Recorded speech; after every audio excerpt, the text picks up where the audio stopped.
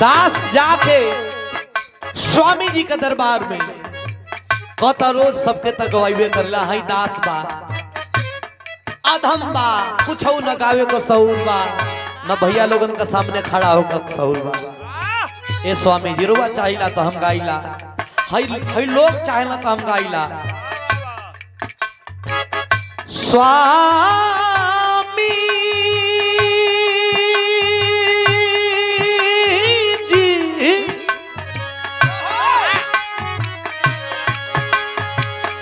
ए स्वामी जी हो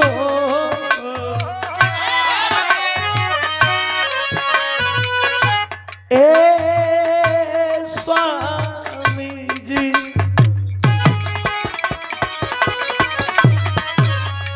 हम ना गाई अरुआ गवाई हमरे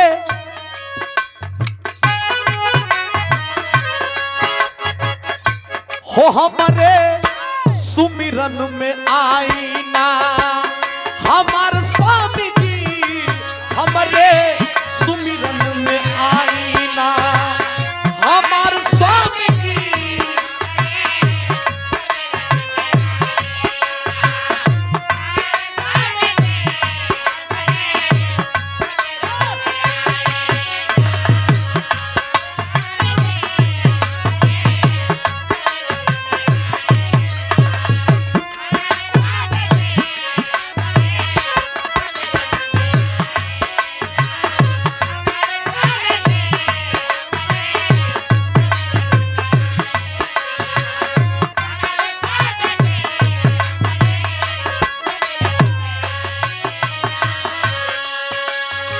और पूरी पार्टी आपकी ऋणी है बा ये दुलार है ये स्नेह है। चिराग जे करे गोदी में हो जाओ तो जैसे खेती का आसरा रहेला कि हमार खेती आगे का आसरा बा चिराग जे करे गोदी में हो जाओ माई का बाबू का दादा का पूरा परिवार का आस हो जाला कि हमार आगे का सहारा तैयार हुई है। शिवांश बेटा अपने पिताजी रिंकू भैया का नाम रोशन करी है। सुमिरन में आईना हमार स्वामी जी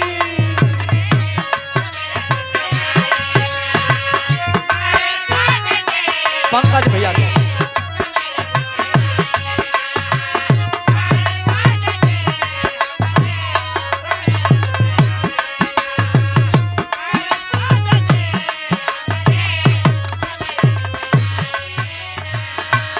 हम चाहब कि पंकज भैया मंच पे आ जाए आपका भी सम्मान नहीं लगले हो जाओ।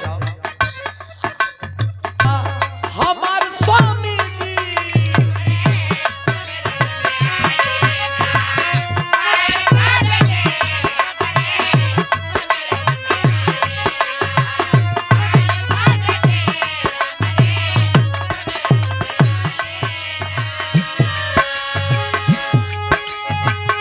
जो है राउर बेटा वाला चार स्वामी जी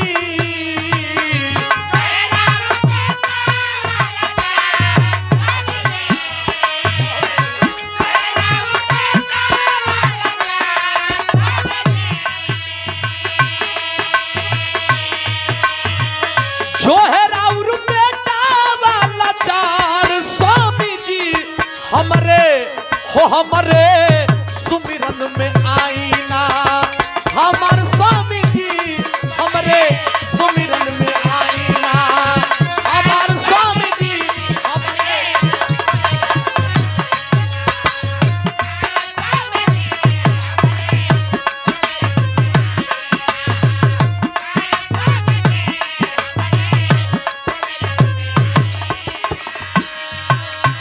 हम का गाई अरे न काला बा न गाला बा पता न कौना बात के ए स्वामी जी हमार देवता हई भैया लोग हो हई माई बहन लोगन हई जे घरवा में बैठल बाड़ी वो बाड़ी काहे कि जो देता है वही देवता है हमको देने वाले ये लोग हैं। तब सारे गम पाधा निशा सारे गम पाधा निशा कुछ न जानी ले सारे गम पाधा निशा कुछ न जानी ले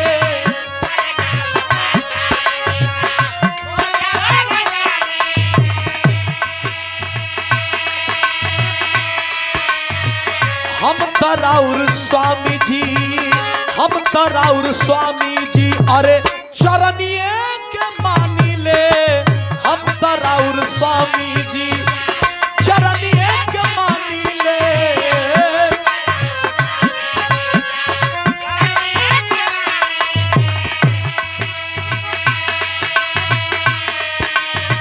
और हमार नैया पड़ल बा मझधार स्वामी जी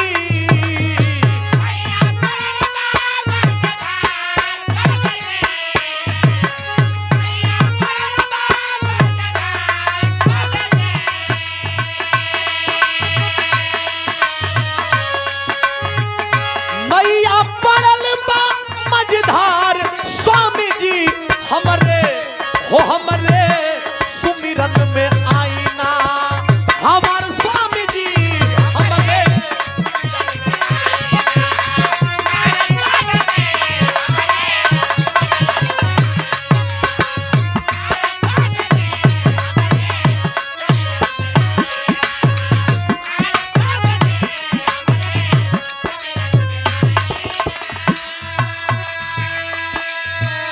आप ही गुरु हैं आप ही परम ब्रह्म है आप ही आदि हैं आप ही अंत हैं आप ही अनादि हैं सब तो आप हैं। हमें बताया गया है कि माँ से जे हमके जे आपके संजय भैया जे सबके जे जन्म देले बा उ माई से बढ़ के दुनिया में कोनो देवी नहीं थी।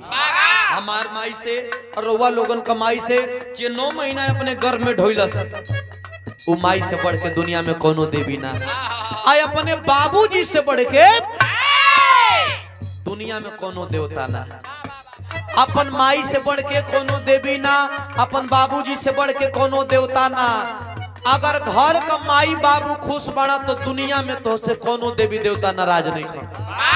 अगर घरे का माई बाबू तो से नाराज बना तो दुनिया को कोनो देवी देवता तो से खुश नहीं था।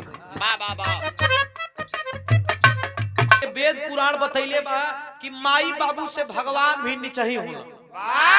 काहे काहे कि कार्तिक और गणेश में दोनों लोगन में होड़ लगल कि प्रथम पूजा मेरी होगी।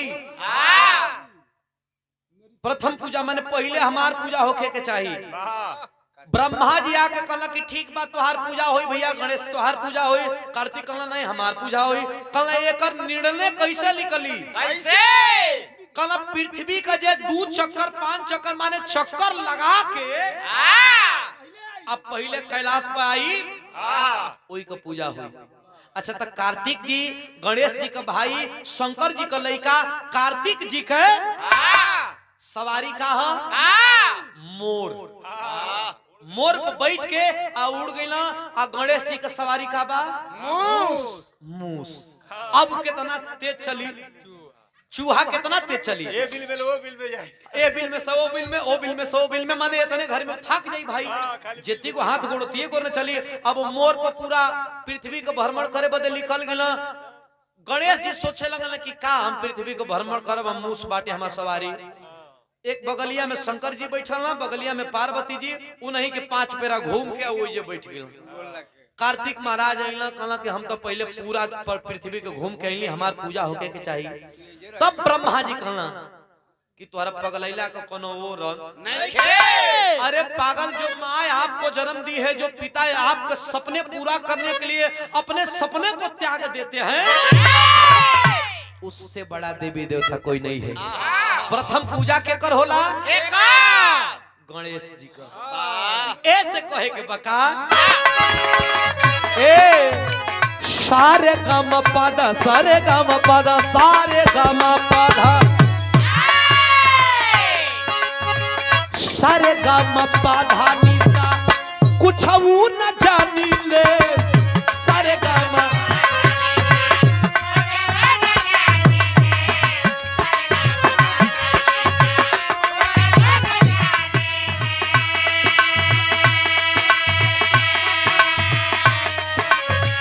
हम तराउर स्वामी जी, अरे हम तराउर स्वामी जी, शरणिए के मानी ले, हम तराउर स्वामी जी।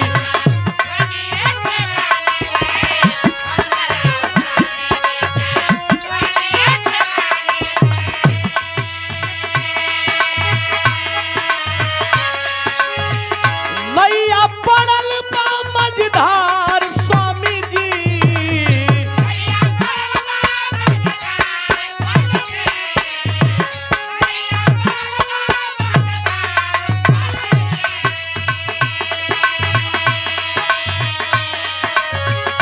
मैया पड़ल बा मझधार स्वामी जी, हमरे हो हमरे सुमिरन में आईना हमार Swami ji.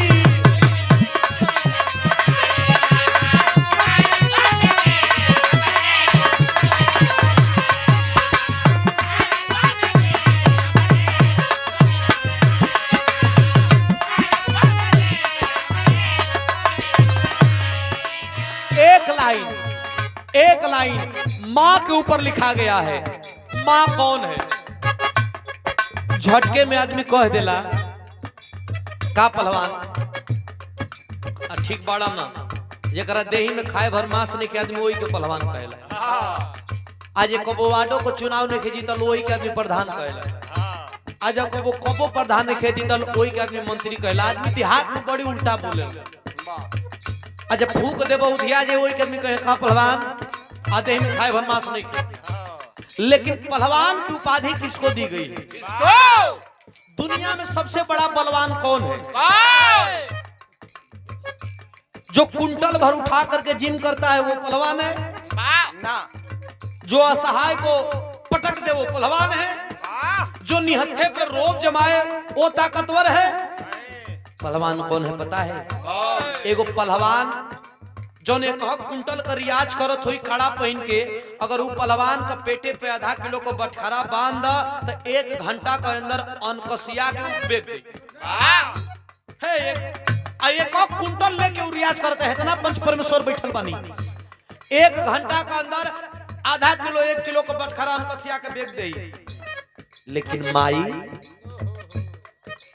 2 kilo 3 kilo 4 kilo अपने पेट में अपने बच्चन के 9 महीना लेके ढोवेली।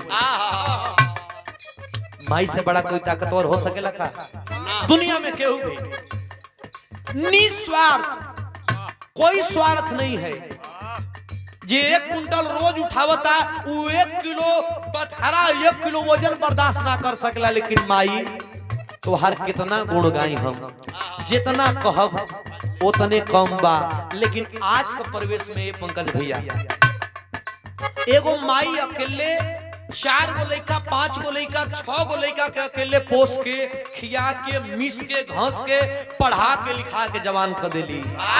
लड़का जवान होला पतोहू आ जाली तो 4 गो लड़का 4 गो पतो 8 आदमी के बीच में माई बाबू को पेट आज नहीं खे भरत। हिस्सा लागता बखरा लागता माई के कला में रही। आज कई परवेश बा। लेकिन कहे के बका और रउआ सबसे बलवान बानी, आदि अंत और रउए बानी। सवरू लोरिक पे रउए हेरली नजरिया, सवरू लोरिक पे रउए हेरली नजरिया।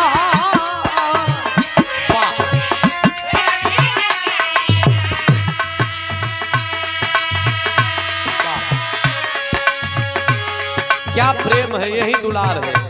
ए सवरू लोरिक पे रउए फेरली नजरिया, सवरू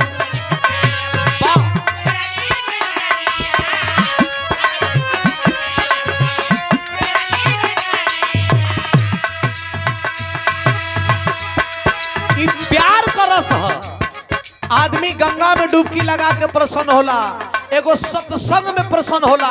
ये प्यार के रस है। ए आल्हा उदल के रउए, आल्हा उदल के रउए कहली समरिया। देखा पिछवा छुपा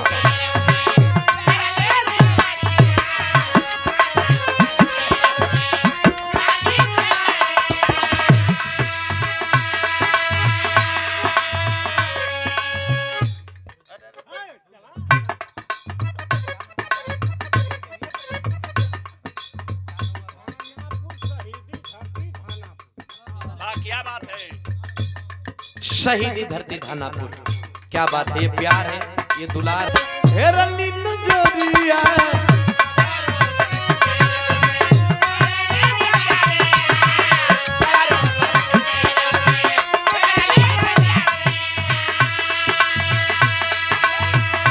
आल्हा उदल के रउए, आल्हा उदल के रउए कहली समरिया, आल्हा उदल के रउए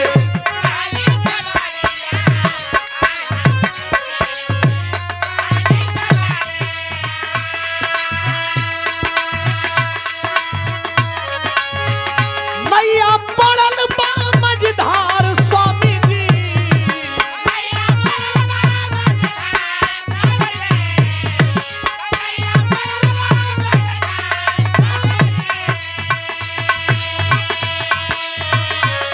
नैया पड़ल बा मझधार स्वामी जी, हमारे हो हमारे सुमिरन में आई हमारे स्वामी जी।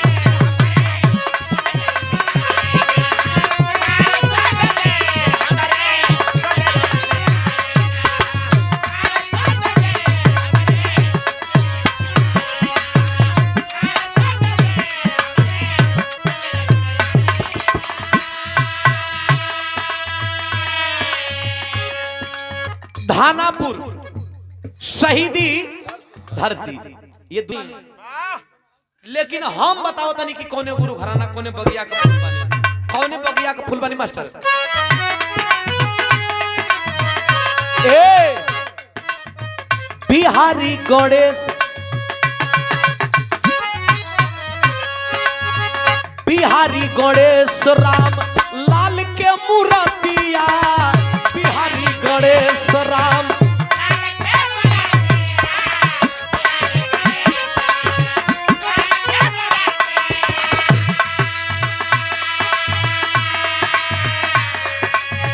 मन मंदिर में बैठल विजय, मन मंदिर में बैठल विजय लाल के सुरतिया, मन मंदिर में बैठल विजय लाल के सुरतिया।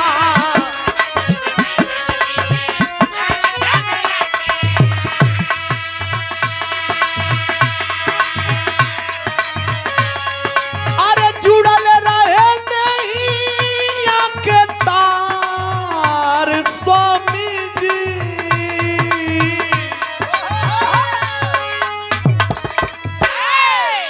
अरे जुड़ल रहे नैया के तार स्वामी जी,